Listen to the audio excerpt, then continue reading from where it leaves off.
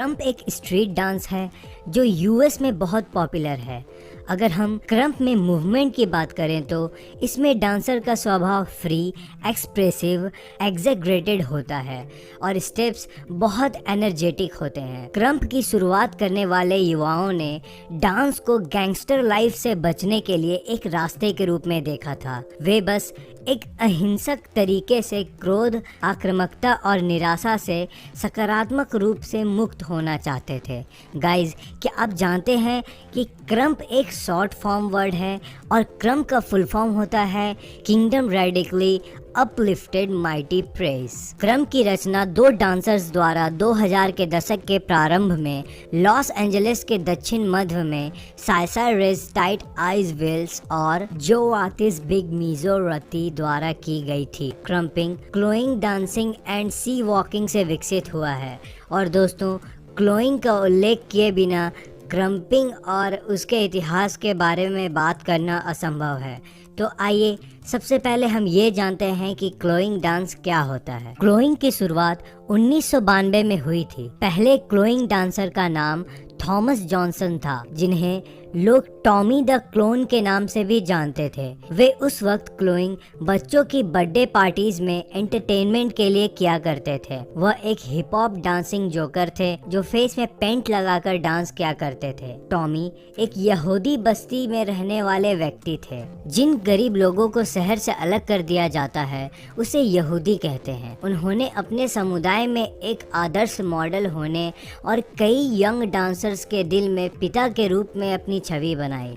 आज 50 से भी ज़्यादा क्लोइंग ग्रुप्स हैं, जैसे house of clownings, cartoon clowns, world wide, no comparison, titanium और राइस ट्रैक।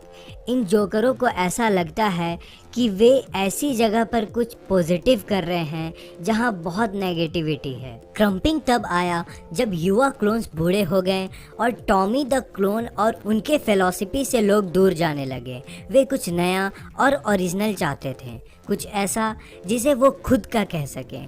वे खुद को एक्सप्रेस करना चाहते थे और उन्होंने महसूस किया कि उन्हें कमर्शियल हिप हॉप से कुछ अलग करना चाहिए, क्योंकि उस वक्त मीडिया सिर्फ उसी पर ध्यान दे रही थी। क्रम्प के 4 प्राइमरी मूव्स हैं। पहला जैब्स, दूसरा आर्म स्विंग्स, तीसरा चेस्ट पॉप्स एंड चौथा स्टॉम्प। दोस्तों, क्या आपको पता है क्रम्प शायद ही कभी कोरियोग्राफ किया जाता है? जी हाँ, यह लगभग पूरी तरीके से फ्री स्टाइल होता है और यह स्टेज के बजाय बैटल्स और सीजन्स में ज़्यादा किया जाता है।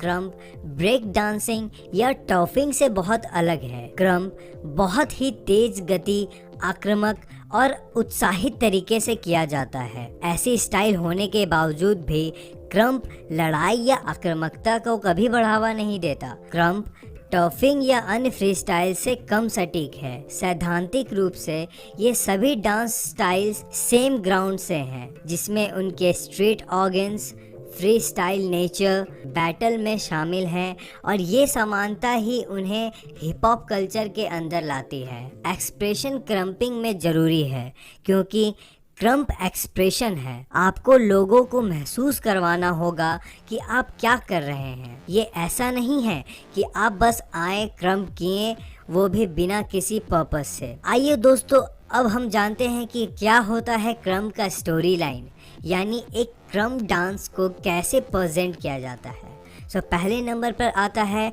एटमॉस्फेयर। पहले चरण में क्रम्प इन्वायरमेंट के वाइब्स को फील करता है और इन्वायरमेंट को अपनी उपस्थिति महसूस कराता है। दूसरे नंबर पे आता है इंट्रो। स्टार्टिंग में क्रम्पर यूजली छोटे मूवमेंट्स करता है या कभी कभी क्रम्पर के कैरेक्टर को और कॉन्सेप्ट को इंट्रोड्यूस करता है।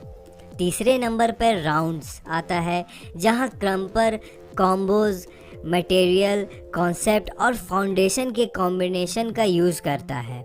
चौथे नंबर पर आता है बंगनेस, जहां क्रम्पर पहले ही अपने राउंड्स के साथ हाइप्ड अप यानी बहुप्रचारित हो चुका रहता है और हेवी और फास्ट या हेवी एंड फास्ट मूव्स करता है। पांचवें नंबर पर आता है क्रम्प।